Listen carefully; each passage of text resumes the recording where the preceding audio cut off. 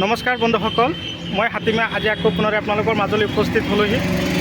মই আজি চব্জি মাৰ্কেটৰ পৰা চব্জি কিনি কিনে মই আপাৰ তাৰমানে শিৱসাগৰলৈ দাদা এজনৰ কাৰণে পঠিয়াই আছোঁ। তো দাদা মোৰ লগত আছে।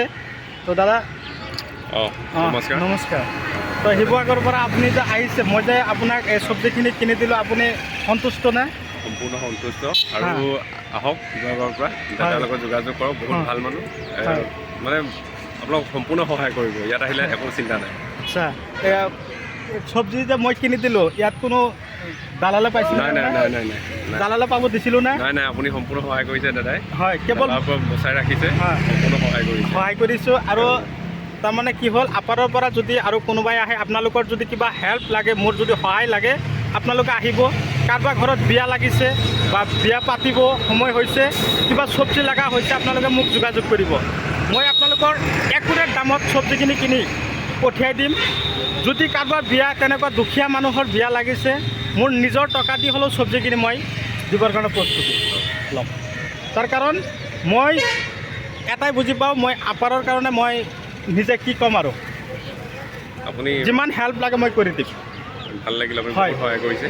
যদি কোনোবা দুখীয়া মানুহ পায় আপোনালোকৰ ওচৰত, বিয়া কামৰ কাৰণে কিবা সহায় লাগে, চব্জি অভাৱ হৈ আছে আমাৰ খাৰুপেটীয়া বজাৰৰ পৰা, মই চব্জি যিখিনি পাৰোঁ আহিব, আহি কিনে মইতো চব দিব নোৱাৰোঁ, যিখিনি মই দিব পাৰোঁ মই সেইখিনি হেল্প কৰি দিম।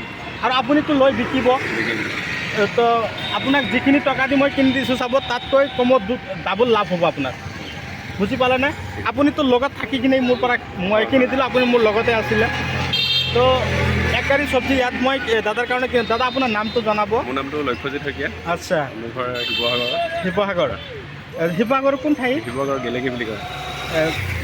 গেলেকী। তো শিৱসাগৰ গেলেকীৰ পৰা দাদা আহিছে।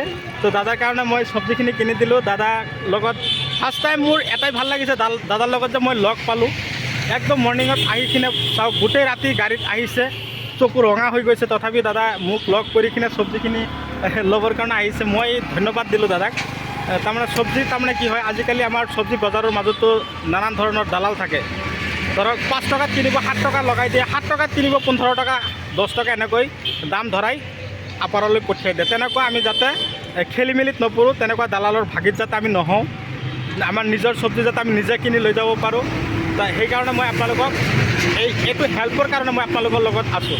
যদি আপোনালোকে মোৰ চেনেলৰ এতিয়াও নতুন ভিউৱাৰ্ছ হিচাপে আছে, তেনেহ'লে মোৰ চেনেলটো ছাবস্ক্ৰাইব কৰি দিব আৰু কাষত থকা বেল ঘণ্টিটো লাহেকৈ বজাই দিব, যাতে এনেকুৱা ধৰণৰ উন্নত জৈৱিক, ৰাসায়নিক আৰু বৈজ্ঞানিক পদ্ধতিমতে খেতিৰ ভিডিঅ' নটিফিকেশ্যন, তাৰ লগতে আমাৰ চব্জি বজাৰত যিবিলাক চব্জিৰ কেনেকুৱা, কোনটো চব্জিৰ কি দাম, আপোনালোকৰ যদি লগা হৈছে আপোনালোকে মোক যোগাযোগ কৰিব পাৰিব।